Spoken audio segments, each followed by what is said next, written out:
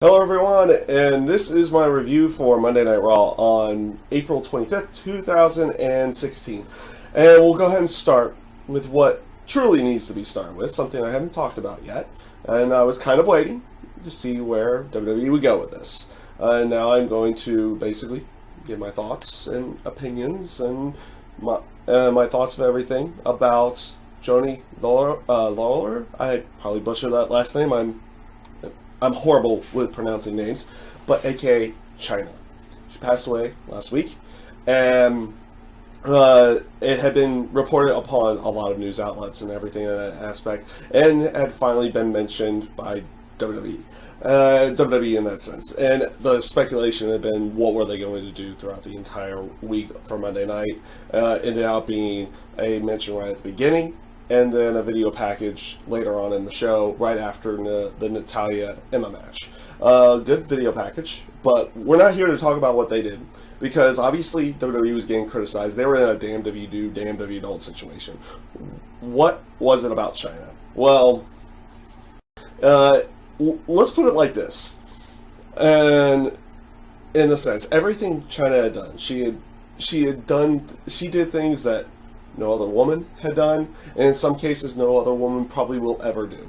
Obviously, holding the Intercontinental title, her character itself was, right at the beginning, a person who was just a she was a stone-faced character, and was always completely serious, regardless of the people around her, which was obviously Triple H, Shawn, and DX, in that sense, were either being completely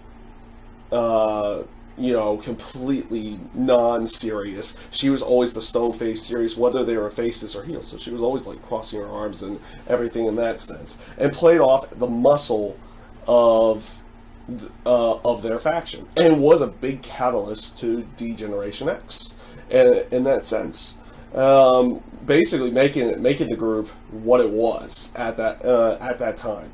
And literally, probably that entire thing probably would not have worked, especially with Triple H, without her in some way, shape, or form. She, like I said, was the muscle, which is completely different from anything WWE, or at that time WWF, had ever done.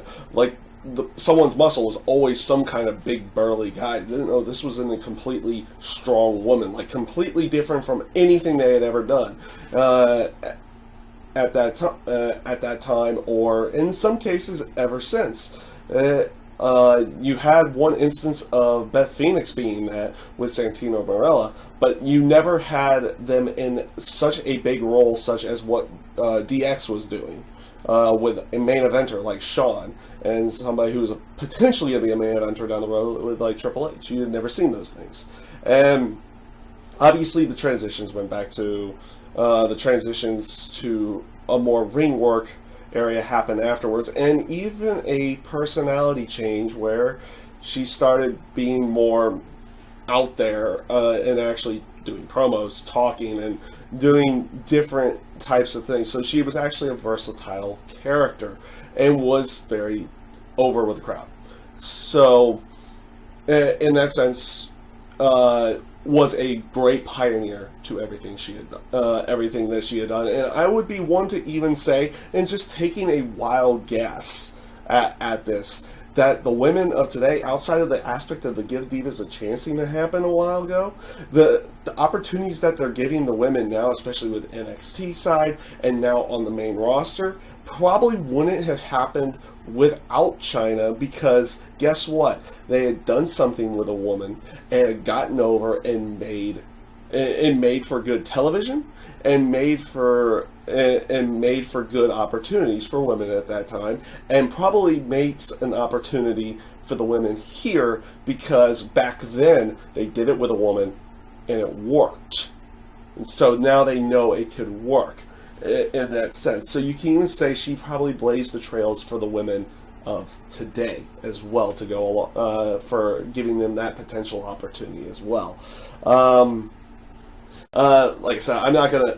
Everybody knows the backstage stuff. I don't want to bother with that, because honestly, that's stuff that, okay, we hear through hearsay, but we never saw. Most fans never saw anything like that, and that's all I am as a fan. In the end, I happen to review the shows as a fan, in that sense. So I'm not going to deal with the backstage stuff, why she ended up leaving. We all know what ended up happening there. There were the rumors of her wanting to get back with the WWE and trying to get everything going again, but obviously those never panned out in any way, shape, or form. I think it's best to remember what she did inside of the television side of everything. What she did in the ring, what she did as a character, how she changed herself over time. And I don't mean just in the physical manner, I mean in a character's manner as well, because you had, like I said, the crazy, serious, always serious every time, regardless of face or heel, with the DX, but then you had her time with Eddie Guerrero as well, where she's opening up and being completely, not being as serious about everything and actually having full on where, you know, she's doing kind of a joking side of everything versus just being overly serious at all times. So you saw different dynamics of the character. Obviously, a person who had been in the Royal Rumbles, winning the Intercontinental title, and everything like that. Things women had never done at that time. Obviously, it's very saddening to have seen Chyna pass away, and it just continually brings up those memories of what she had done, whether it had been through DX with Eddie Guerrero on her own and everything like that. Prayers, thoughts go out to the family as much as possible. And, you know, it's one of those things that's always hard to talk about in the end because we see it happen so often, and you don't want it to necessarily happen, but it ends up happening. So, with that off my chest, let's get to Monday Night Raw. And, well, there's one thing to really say about Monday Night Raw this week, as a show itself. It was not a good show, but not a bad show. It was just a show. Outside of the AJ Styles, Anderson, and Gallows, and Anderson and Gallows and the Roman Reigns with the Usos, that stuff I actually thought was brilliantly told, and it's so teasing for Anderson and Gallows turning on AJ at the pay-per-view at this time, which is how they ended everything. Overall, that ended up being really good, but otherwise they were pretty much what they were going for the show was basically matches and then small interactions with the actual pay-per-view matches. Like you had not Sheamus, but you had Rusev go up against Sami Zayn. Sami Zayn, they have a really good, fun, competitive match in the side of there.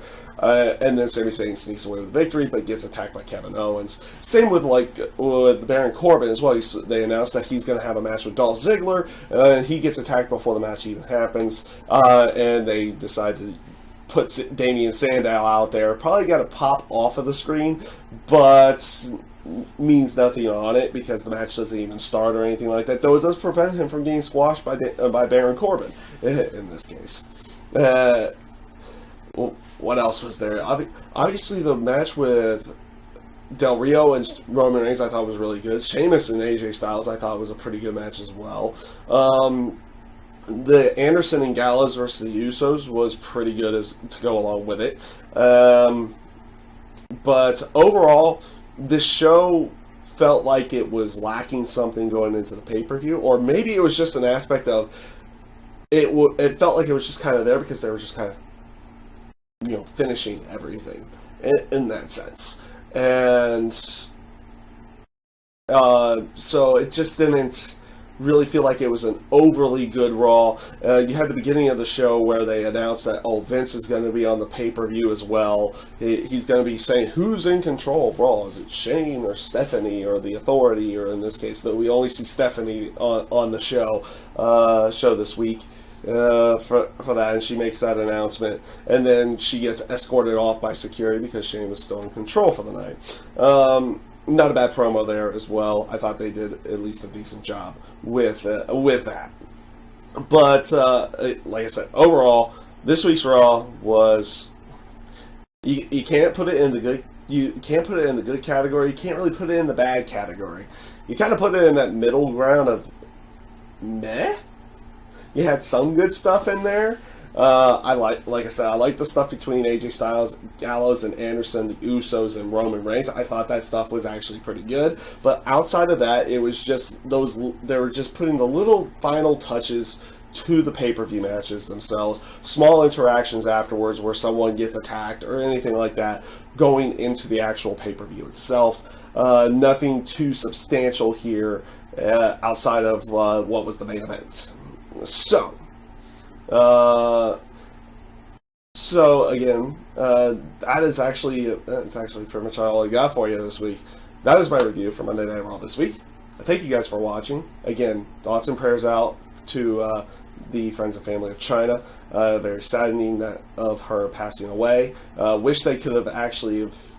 I wish, not in the sense of WWE, but I wish in the sense for her that she would have been able to reunite with the company in some way, so they could have done something with her down the road on the actual, with everything, and give her recognition while she was still around.